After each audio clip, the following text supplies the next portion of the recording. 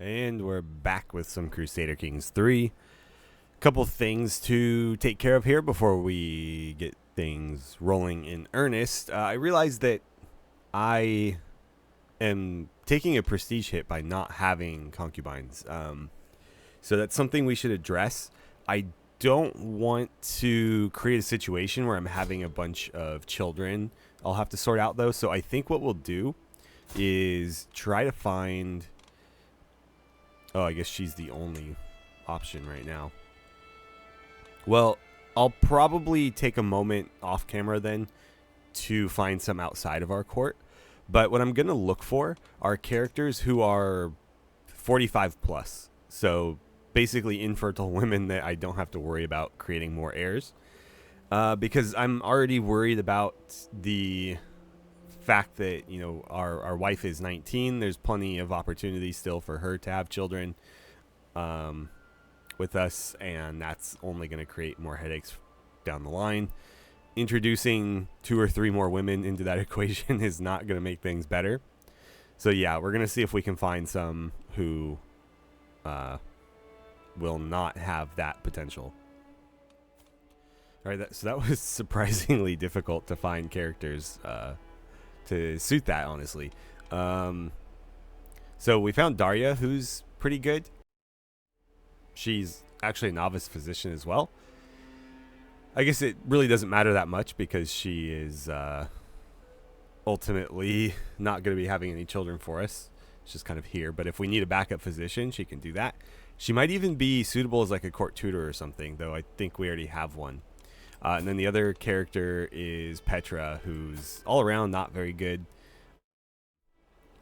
But she fit the age qualification, and I thought it might be interesting to bring in somebody who's Orthodox in case we ever want to convert. It might reduce the cost for us to do that. Though she is very unhappy to be in this role because she is Orthodox. So that's something we want to keep an eye out for. She doesn't like us and she's deceitful. So I probably just opened myself up to all sorts of schemes. But I believe having the 2 concubines has now put us over the threshold of being quote-unquote seemly. And so we should see that reflected in our prestige gain per month. We should no longer have a penalty to that. I think what we'll do as well, in order to help facilitate faster prestige and potentially piety gain, is we need to do a little bit more active raiding, not just the kind of revenge raiding that we've been doing.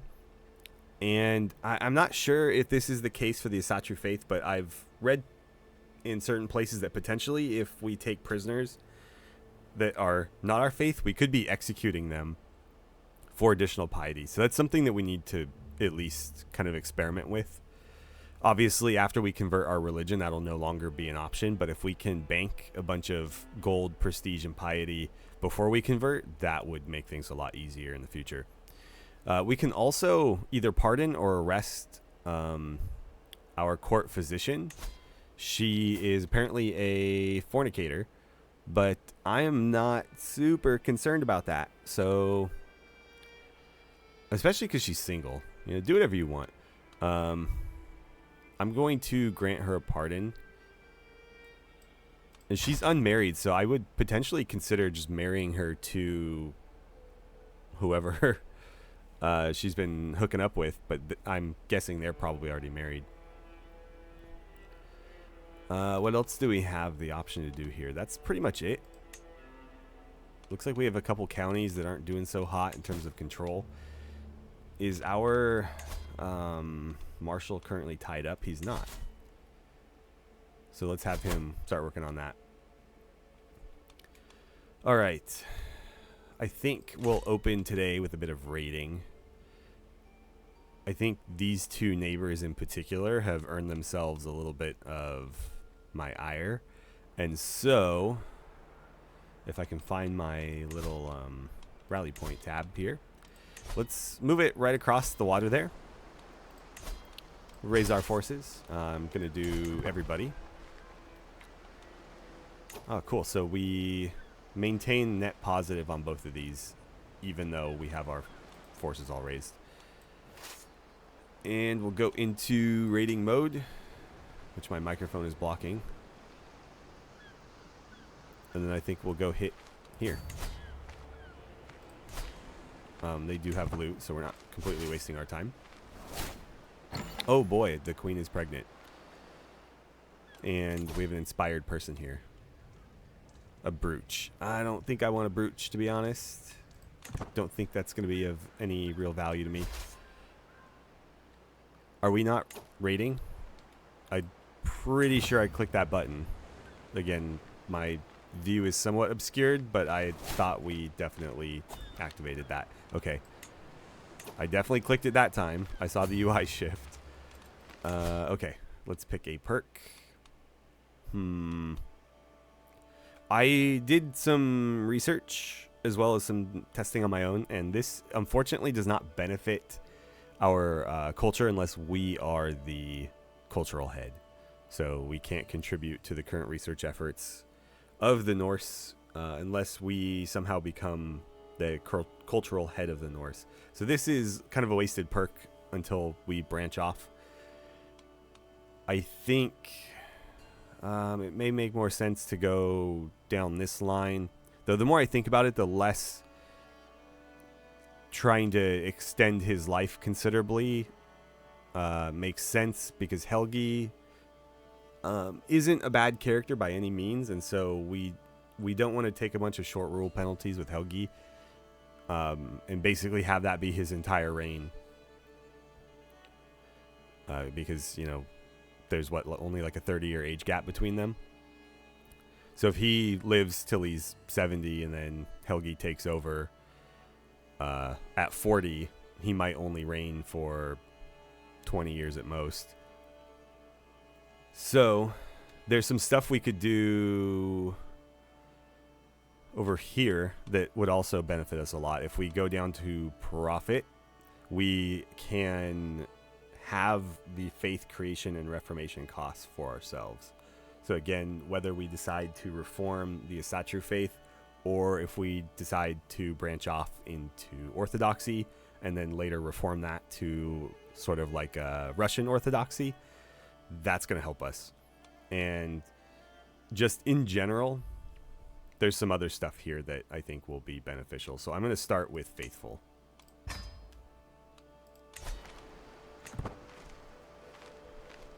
All right, second attempt on the raid here. Surely they would have seen that coming after I botched it once. Oh, yeah, let's take everything then. So we get an additional 30 plus 75 prestige. I see no reason not to. We did take some prisoners. So if I were to execute you, I do gain piety for that. These are probably not the prisoners that I want to be gaining piety for, though, because I managed to get the chiefess and I think an heir of theirs. So they're probably willing to pay me quite a bit of gold for these guys. So we'll definitely leverage that first. And then if we get anybody not ransomable, then we will execute them. I'll hold on to her until they can afford a bigger ransom. Right, let's move on. Is that still the same faction? It is. Do these all have loot? 3, 0, 0, 15. Okay, we'll probably make our way over there. 13 there. That might be worthwhile.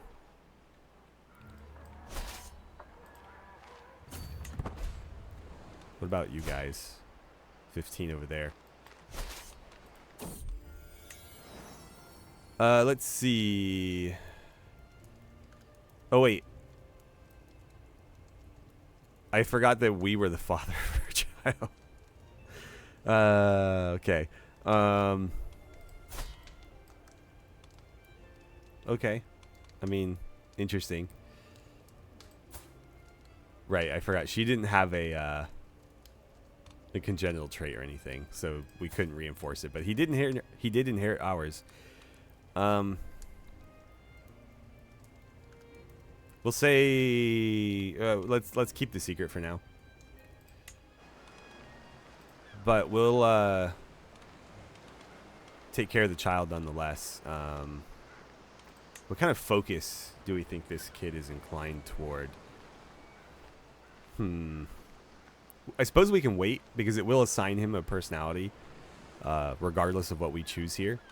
And so we can choose it based on that. For example, oh, I don't have any children here. Is there any children in my court other than him?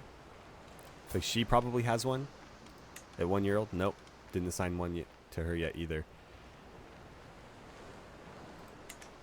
Anyways, what will happen at some point is they'll get a very basic personality, and these will then be colored either green or red, depending on how suitable they are toward that personality. And so we can choose based on that, but I don't see a reason to try to force it in any other direction for the time being. Unless, you know, there's like an obvious role we had for that particular character. But that is not the case here. So let me just bookmark this kid so I don't forget about him. But we can educate him ourselves, I suppose. It works out kind of nicely because now we have a son who's potentially going to be very competent, but we don't have to worry about any sort of inheritance things related to him. Oh, look who it is. We can't attack them, though. Looks like. They don't have any loot anyways. There's no loot there, but we did want to go over here.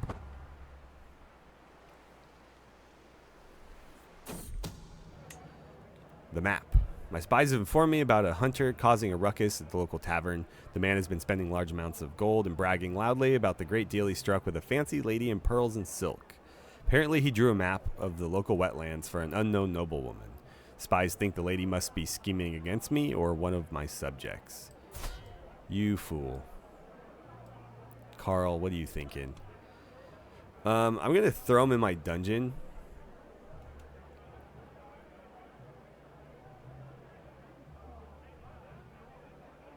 Yeah. And then, since he didn't become my rival, can either ransom him for the gold, or is he... Do we think he's good enough to recruit? Kind of inclined to say no. Like, he's a pretty solid steward, so we could give him land, but I've been trying to give land to more of the locals to improve our cultural acceptance. So I'm not sure what purpose he would fill.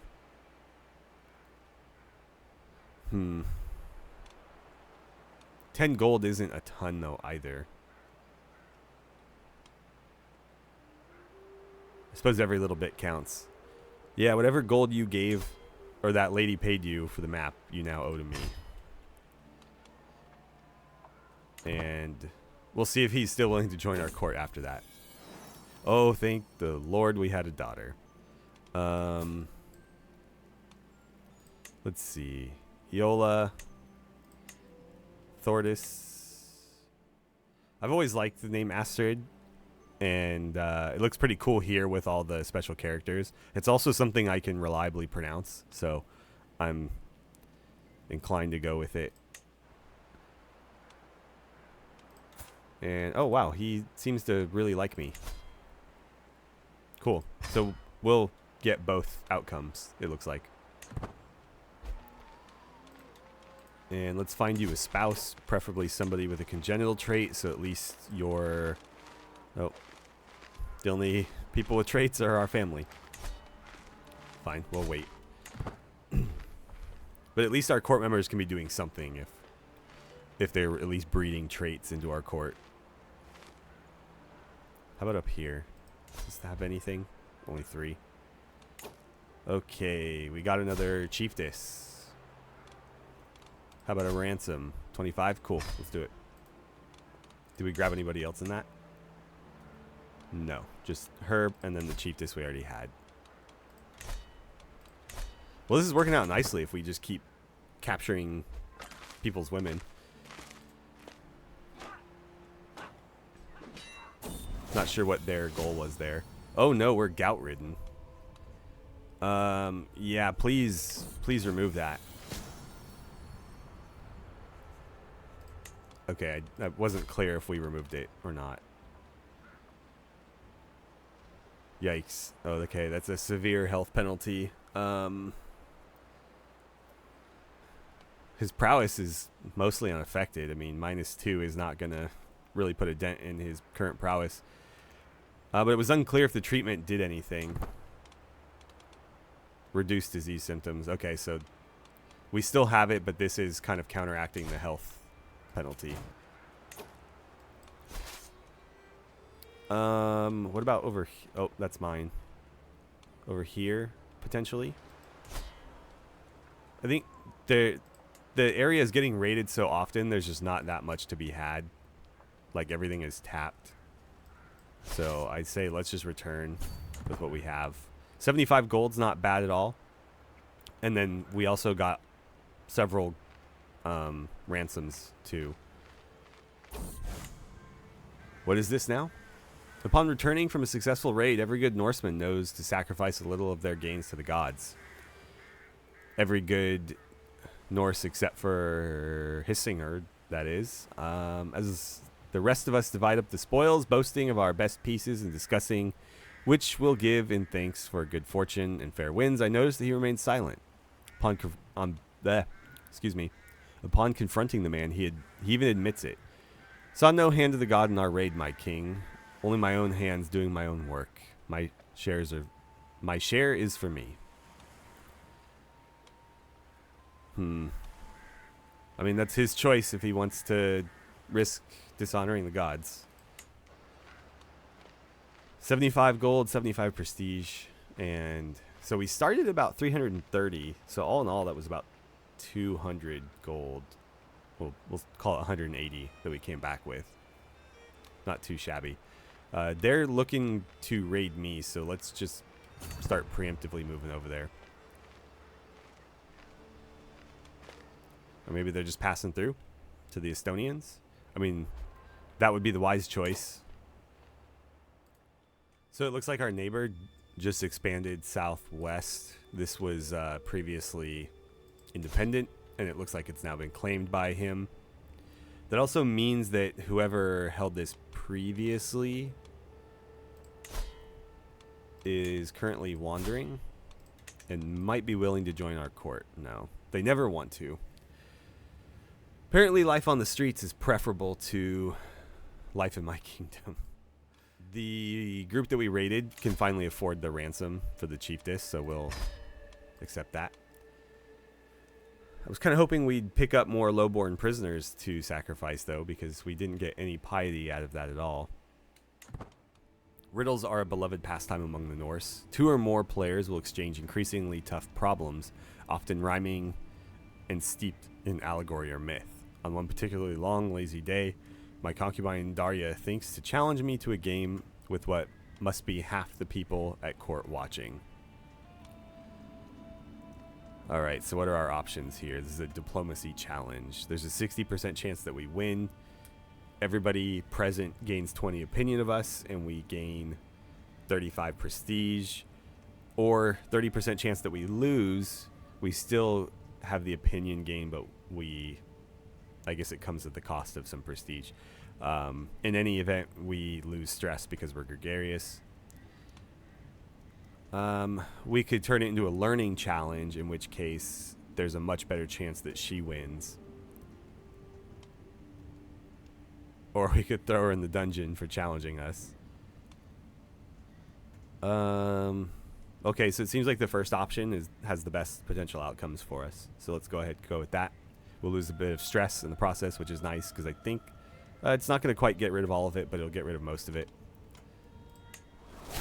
And she still bests us. Okay, so we lose a little bit of prestige, but everybody present was amused. So, oh no, that's not good. Oh, actually, no, never mind. Okay, for some reason I was thinking legitimacy here, but this is just our court grandeur. I mean, still not good, but could have been worse. The wise roe then said to the little boy, "Beware, for there's a..." Suddenly I'm interrupted. What, the great king is reading children's fables? Have you no pride? Chieftain Ingvar exclaims. This is unacceptable. If your foes find this out, they will think you feeble-minded. Maybe my choice of East Slavic literature was a bit underwhelming in the eyes of the court. There's a 74% chance we can trick him for a prestige gain as well as an opinion gain, and also a bonus to our learn language scheme, which is going to progress it along a little bit faster. But if we fail, we lose 350 prestige and we're seemingly feeble-minded. Not ideal. We could duel him to punish him for his insolence. There's a very strong chance we win. If we do, we gain prestige and a modifier for our scheme. So I think win or lose, probably similar outcome to this. Or we can just say they're not fit for a king, but we would have a stress break. Or we could just resign ourselves to losing the above. Let's duel him. Let's put this guy in his place, man.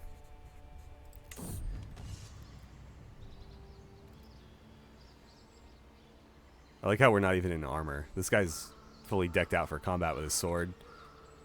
We're just in our court clothes with a wood chopping axe. For a few brief moments, Chieftain Ingvar and I paced in lazy half circles, each watching for an opening. I heft my axe ready to defend myself while he clutches his sword firmly to hand. This fight may only be till first blood, but that doesn't ease my nerves. With a sudden twitch, our bout begins. Spotting an opportunity, Ingvar lunges forward and headbutts me hard in the face. I reel backwards, wrong-footed. Alright, so let's see what our options are. We have a probing attack, so we cautiously but firmly test the strength of his guard. There's a medium increase to our likelihood of success, but also medium increase to our risk of injury. Or we can say taste the wrath of Tyr. There's a high likelihood of success, but high likelihood of injury. Or we could say better men have died trying to break my guard. Low likelihood of success. Or sorry, low increase, but no risk of injury.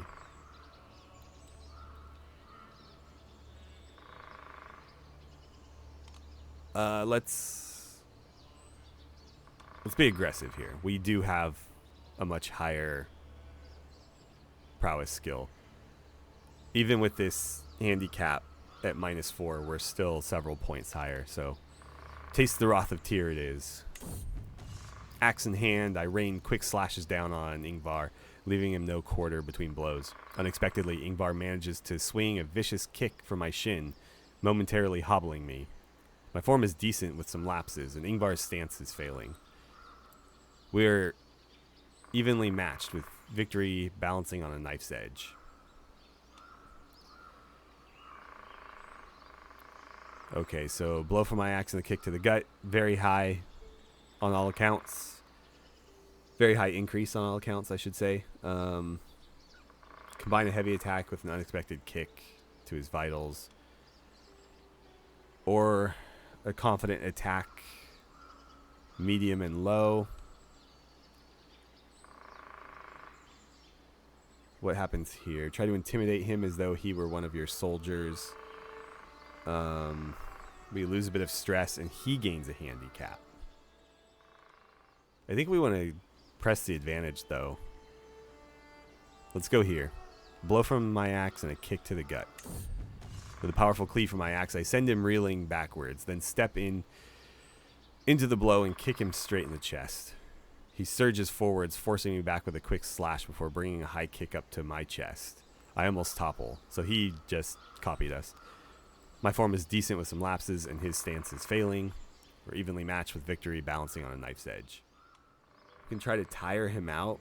Playing defensively for a time, you allow him to tire himself out while you stay fresh. It becomes harder to injure myself.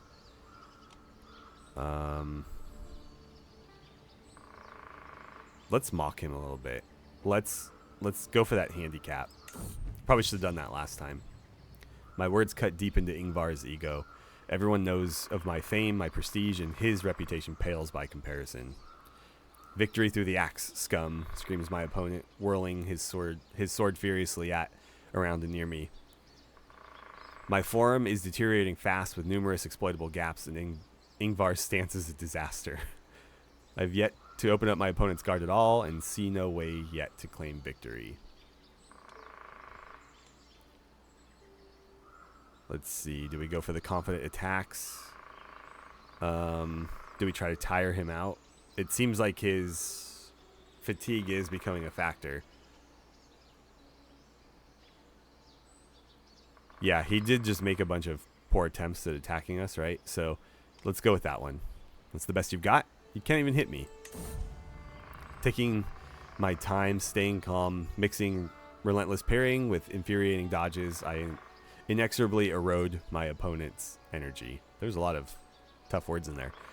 To Ingvar's credit, it takes longer than I would have thought, but eventually the sheer duration of our bout begins to take a visible stance on him. I leave it a while longer just to be certain, goading my foe to keep attacking with the occasional quick slash, then smacking the sword from his hand with a single powerful cleave.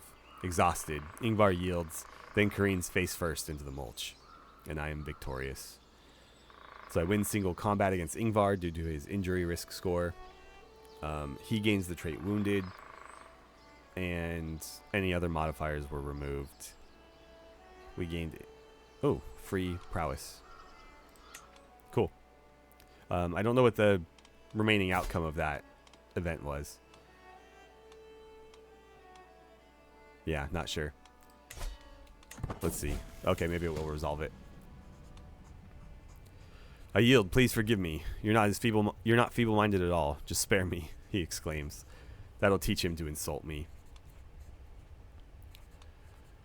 So we can throw him in the dungeons for some dread.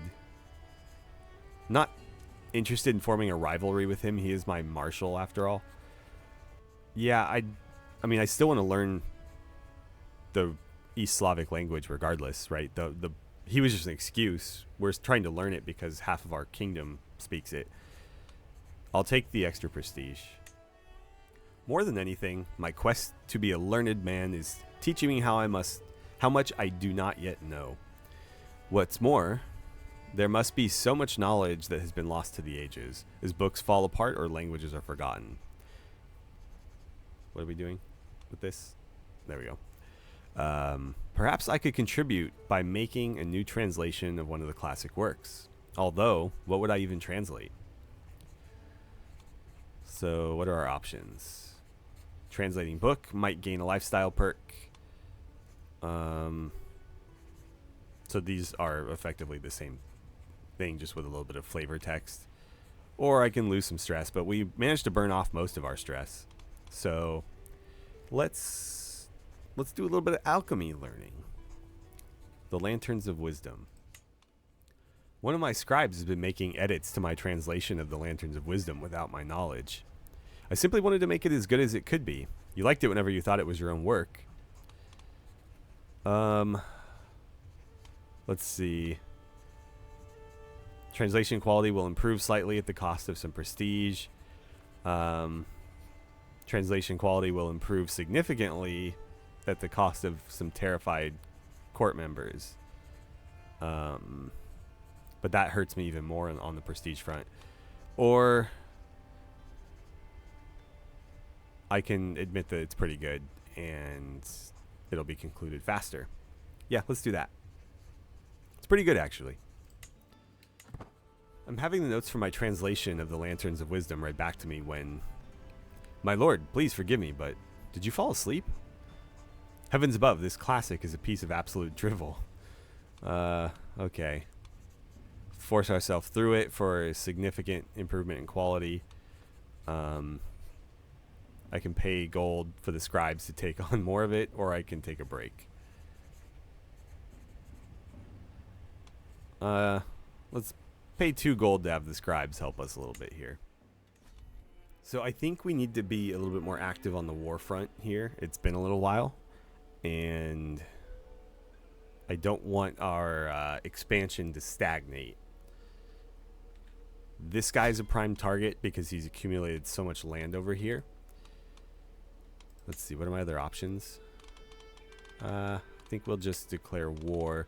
This isn't a culture I'm particularly concerned about trying to hybridize with. In fact, they have really nothing that I would want. So We can declare war as we see fit. Though this guy himself is a pretty decent character. Well, greedy's not ideal, but in any case, he's somebody I wouldn't mind having as a vassal. So we don't want to make him completely hate us, but at the same time, I do need to continue expanding my borders. So let's start with Tver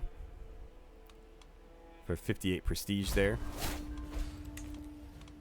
And immediately our vassals will join as allies. Let's find our little tab here. And his capital was over here, I think. Yeah, okay. So the capital is probably going to net us more war score, but what we can do is start here.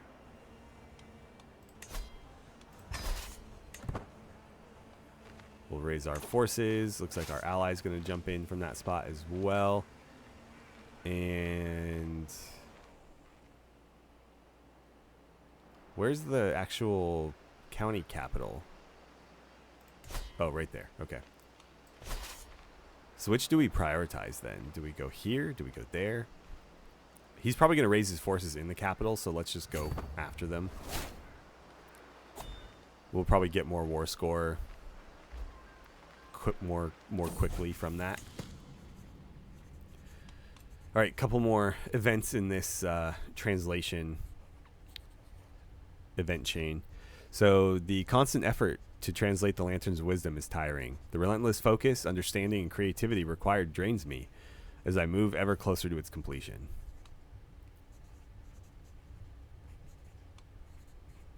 Let's see. I must seclude myself from all other distractions until this is done. Or I could say it can wait for a while. I'll take the prestige. Enemies left war. Okay, that guy was like, no, I'm not losing my army for this. Ah, there they are. That's probably not enough to really do anything. It looks like our allies are going to pursue them anyways. Okay, it's finally done. My translation of the Lanterns of Wisdom finally stands complete. My words rest on beautifully illuminated pages, all protected by a lavish cover, as befits the work's importance. The tome has taken pride of place in my library. And every, is that Gaudi, who reads it is mightily impressed by my efforts. Some are already speaking of making copies of their own. It's taught me so much. So I gain accomplished translator, which is going to give me piety, prestige, and clergy opinion. I gain a lifestyle learning perk in addition to the one I already have waiting, and I lose translating book. So I lose my +1 learning. Okay, cool.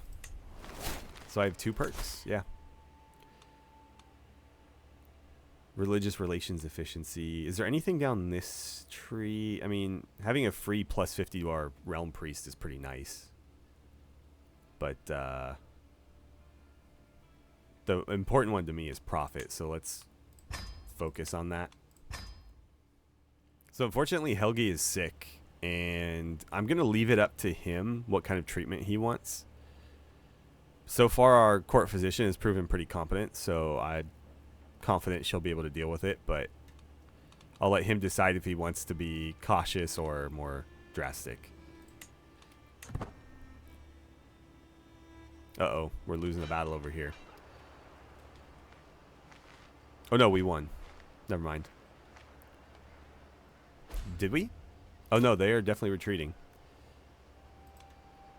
Okay, we'll have to go deal with that. Oh, and just like that, we took a few important people from his court. It looks like one of them was maybe his son. Yeah, we can get 100 gold for that. What about you?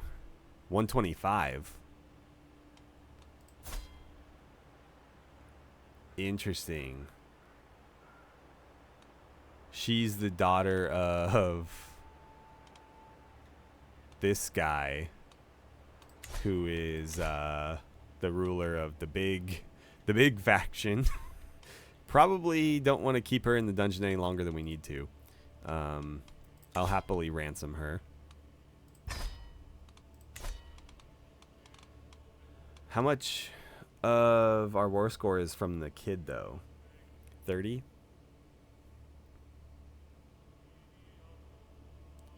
That's fine. I would rather have the gold anyways. There's plenty of other ways to accumulate war score. And what about you? You're their court tutor and not a bad character. So I would be potentially interested in recruiting you.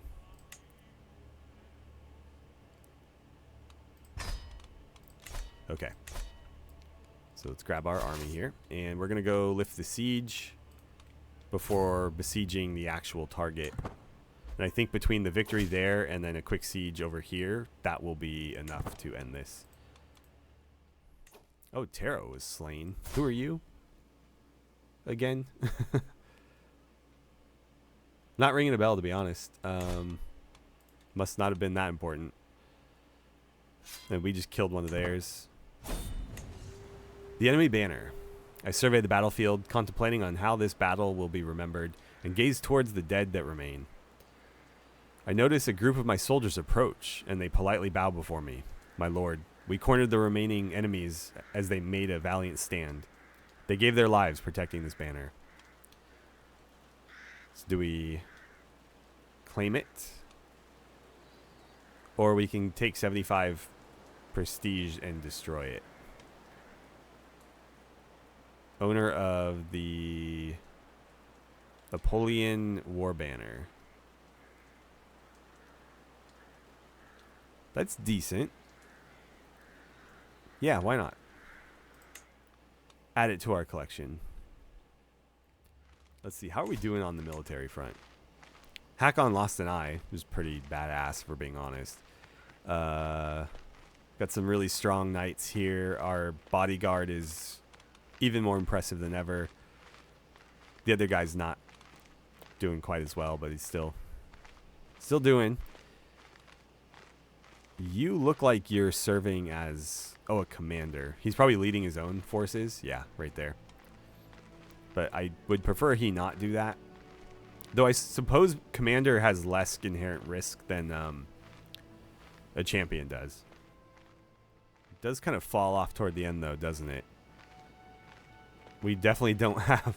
We're a little bit top heavy. We need to fill out the rest of our ranks. We got too many vassals that are not particularly strong combatants. And even though I don't like a lot of those characters, I don't really care if they die. Enough of them falling at once would really destabilize our realm, so that's something we need to consider. I'm not willing to sacrifice that much fame, so I will join this war and probably just not contribute very much. Looks like it's happening over here. That's one of the factions. I don't see the other. If we need to, we can go raid. Oh, that's the other one. If we need to, we can go raid this guy. But I'd obviously like to resolve this conflict first. Who's raiding us, by the way? Oh, our other neighbor. Okay. It's a bold choice, given that you are a prisoner, but yeah, we'll get our due. More raids. Who is it this time? Was it just him walking through my land again? It is, yeah. He got defeated over there. Oh no, we failed to learn the language. I don't want to accrue that much stress, but it would really help us for him to know that language. I'm going to end this scheme, and let's pick a different character, somebody who's a little bit more positive toward us, like him. He's also Russian, so we're going to attempt to learn the language through him.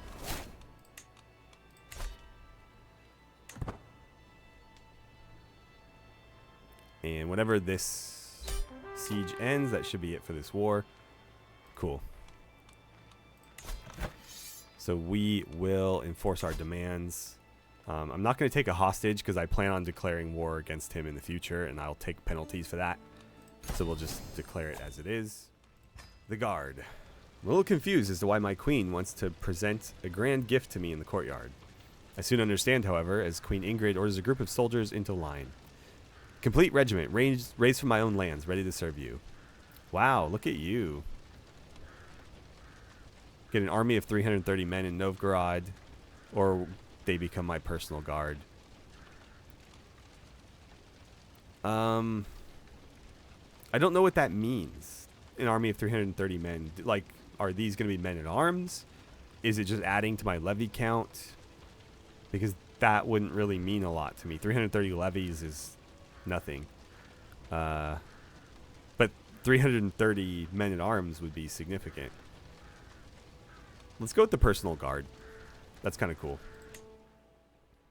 So I see no reason to keep this ourselves, though it is, I think, a little bit better than some of... Luki only has 3, but again, for me, that's more the keeping our lands contiguous. I don't want a big gap in the middle of my territory. And then Torzuk is 4, so I'd probably keep that over for... so we'll hand this out to somebody, either Norse or Russian, most likely. We could land Hakon. That would be interesting. He has a spouse. I have to be careful, though, because this is in a different duchy. And so if at any point our kingdom becomes large enough where we have multiple, like, dukedom level titles, we would potentially lose whoever holds this as a vassal. Unless we make them the duke.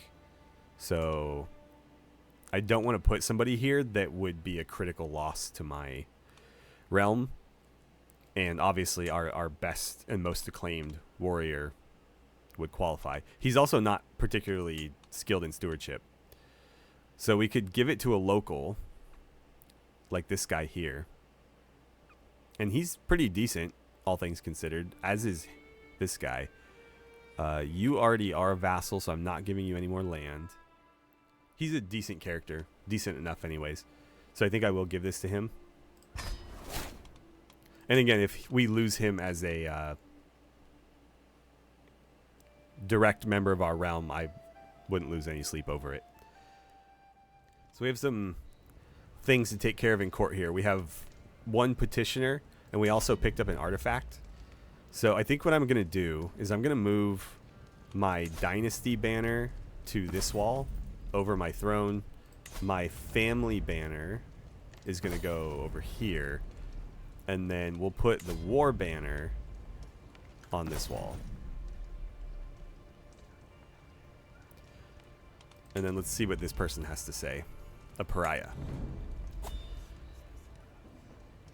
Oh, it's our son. I'm judged harshly for my hospitality towards Helgi the criminal. Why is he a criminal? Who's avoided by almost everyone on account of their wicked faith. Okay, just convert, dude. Like, I can use the hook even.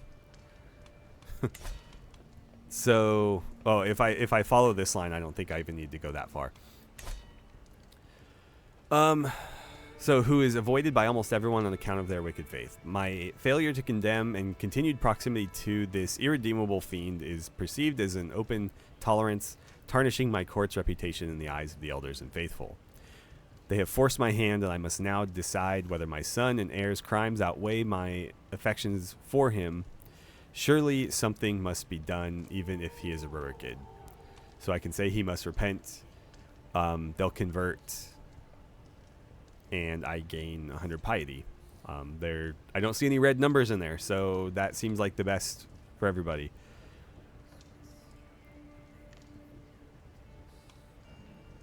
I'm not going to arrest him. That would be ridiculous. I'm not going to banish him.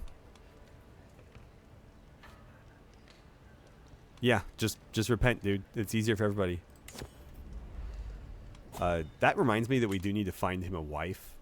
So I'm going to look through... Oh, I can hold court right now, too. Yeah, let's find him a spouse. Oh, very interesting. So they were not here previously, but we now have, I think, our first sort of supernatural. Hold on, my cat's whining at the door. All right, sorry about that. So I think we have just encountered our first kind of supernatural, fantastical element in this particular campaign, and that is the introduction of Baba Yaga. So the characters we're looking at here have Yaga's blood. And what that means is that they are the daughters of Baba Yaga. Where did she spawn in? So I think she can spawn in anywhere. Okay, right here. She's holding that chiefdom.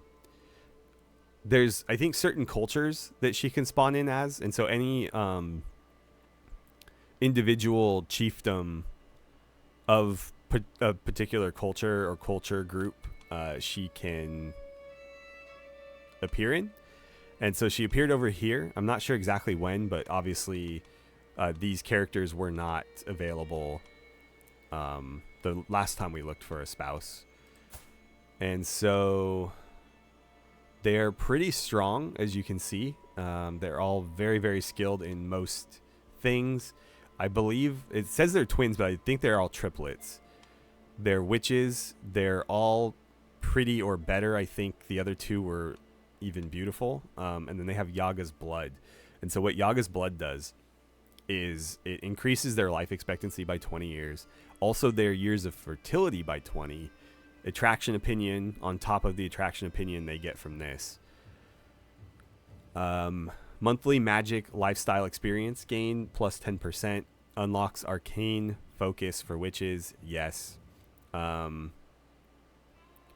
It's shunned in our faith, but it's not illegal.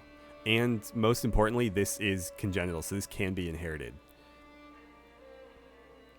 So I think what we want to do is introduce some Yaga's blood into our Dynasty bloodline.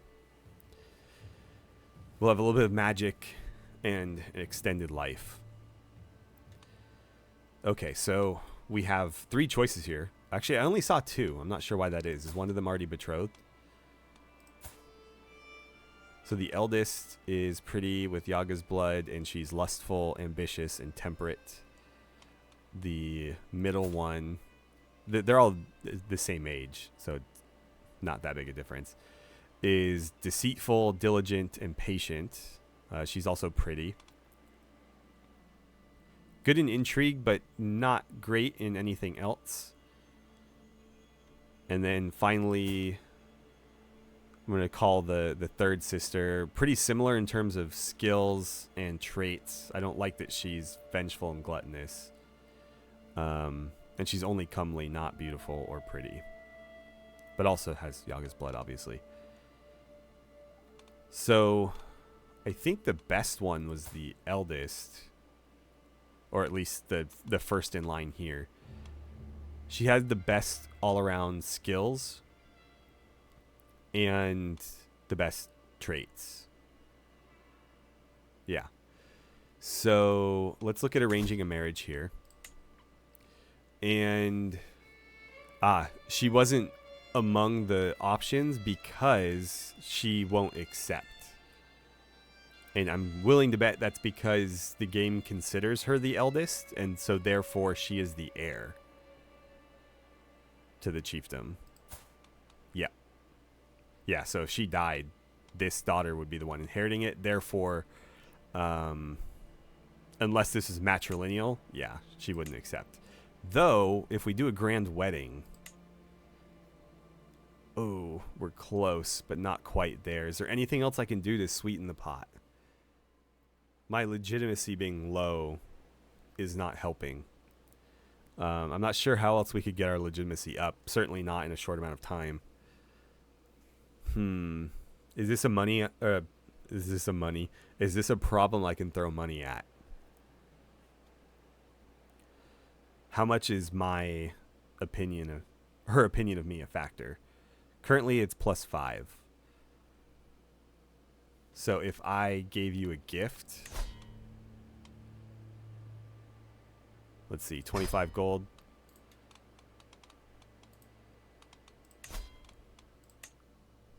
With a grand wedding, yeah, we can make it happen. Awesome. Okay, I think we'll do that.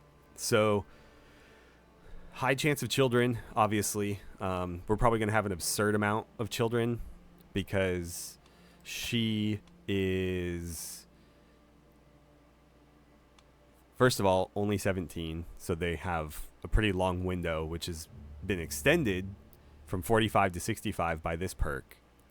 She's also lustful. And pretty, which is going to add plus 45% fertility. So that honestly could be a problem, but we'll see. If he goes down the learning path, there's options we have for him to embrace chastity, so we can potentially cut it off at some point. But yeah, I think we'll definitely do this. This seems like the best thing we could have possibly hoped for in terms of a match. And then my hope is that Yaga's blood is something we'll be able to carry through our bloodline for the remainder of this campaign. And that'll be how we kind of set out our ruling dynasty. So let's lock it in.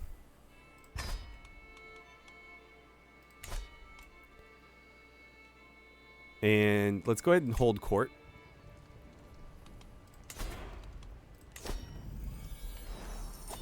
Actually, now that I think about it, we could have used this to gain legitimacy. I don't know if it would have been enough. But we could have snapped up a little bit of legitimacy at least using this court event. And that may have done it, but 25 gold wasn't a lot either. So it all worked out in the end. My lord, my steward Vladislav takes the floor. I have an idea to improve taxation. You could send surveyors to question your subjects about every property, its name, owner, extension, and value, and how many people and animals live there. Please, my lord, allow me to oversee the matter. Your seneschal, Bothdild, speaks up. Oh, 75? Ouch. Takes some months to complete. I'm guessing we'll get a nice tax increase, though.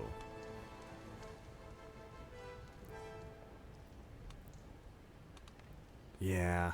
I wish the court events didn't open up with the money sink so immediately, because my economy is not really there to support it right now.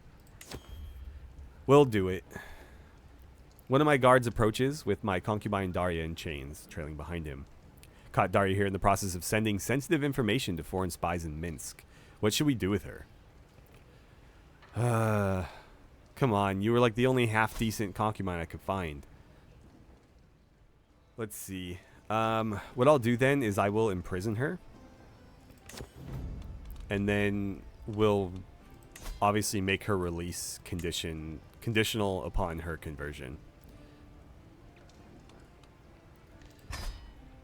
And that should offset a lot of the opinion penalties that she has, because the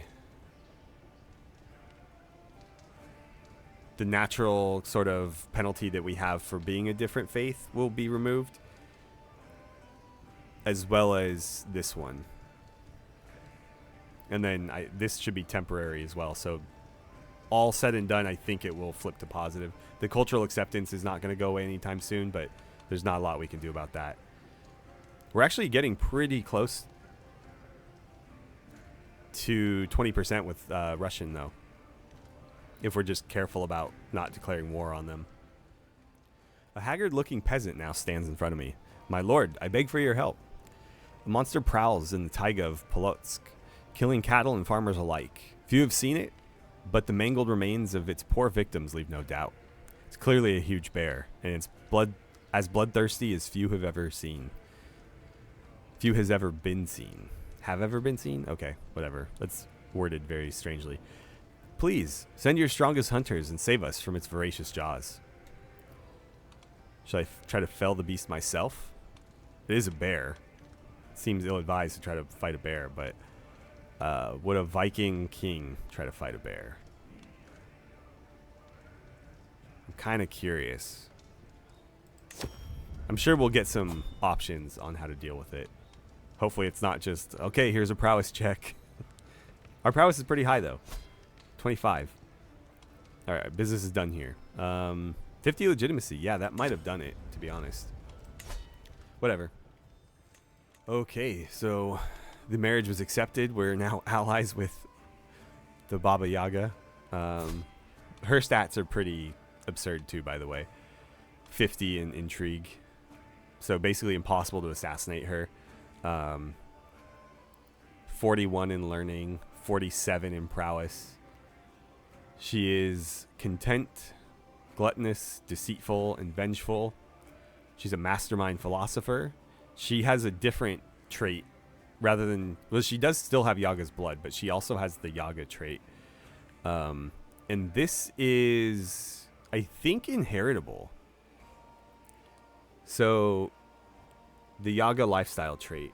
Plus 10 intrigue. No prowess loss from age. Godlike health boost. Which I think means they can effectively live forever. I don't think they can die of natural causes. Plus 50 natural dread. Plus 40% magic lifestyle experience. Access to powerful curses at no cost. Offspring can receive supernatural traits.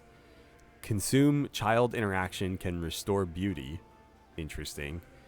And additional power clash progress plus 1. Probably the most powerful witch in the world. Okay. Interesting. So if we were so inclined, we could try to manipulate the situation in such a way that one of our granddaughters, let's say, like if Helgi and Chitska have a daughter, we could try to set things up in such a way that she inherits that Yaga trait, and we would just have like a god queen for the rest of this campaign.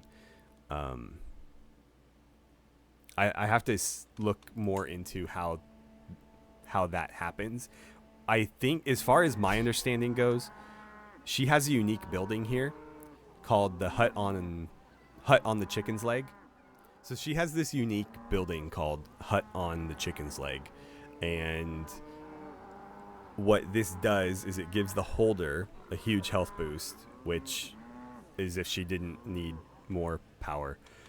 She's getting it not only from all her traits, but this building as well.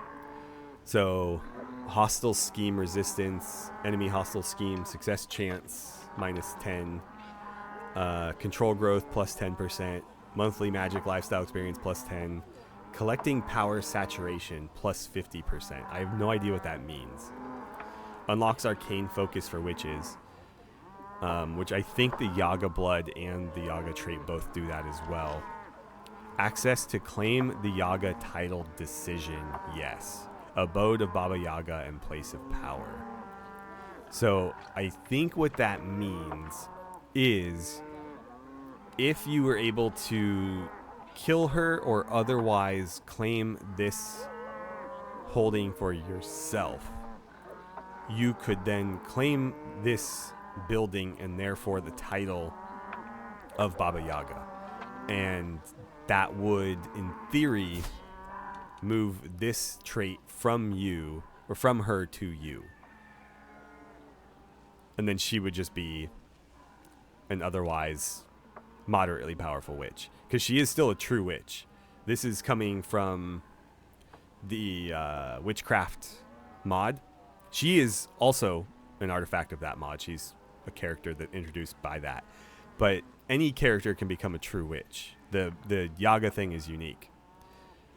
So she would still be a witch and quite powerful, but obviously this takes it to another level, an absurd level. And then she's a witch as far as the game is concerned in this matter too. So the vanilla type of witch as well. All the witchcraft. And shrewd. Wow, okay. Actually, I think this is going to be a pretty lengthy event, so we may want to open the following episode with it, because I just realized my recording is at about 90 minutes. So it's going to be hard to cut that down to about an hour. And if we add this to it, it's probably going to be well over that. So let's leave it there for today. Thank you guys so much for watching. Hopefully you're excited with the direction things are going. I do think this supernatural element to the campaign adds a lot of really cool kind of potential to things that we wouldn't have had otherwise. Obviously, you know, we could have just tried to recreate a little bit of history, though, you know, how much true history is really involved when we're talking about somebody like Rurik, who is at best kind of legendary figure.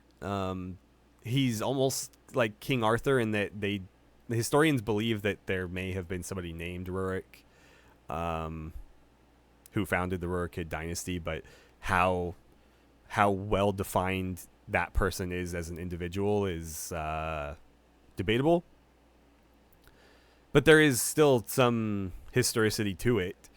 However, now we're adding these elements of witchcraft and, you know, magical blood and things like that. And so I think we could have a really kind of cool, interesting campaign. Again, I kind of inspired by sort of Kislev from, you know, Warhammer Fantasy and things like that. So we could create our own version of the Orthodox Church as well, and we'll have this hopefully kind of grand empire of our own design with, you know, Yaga blood.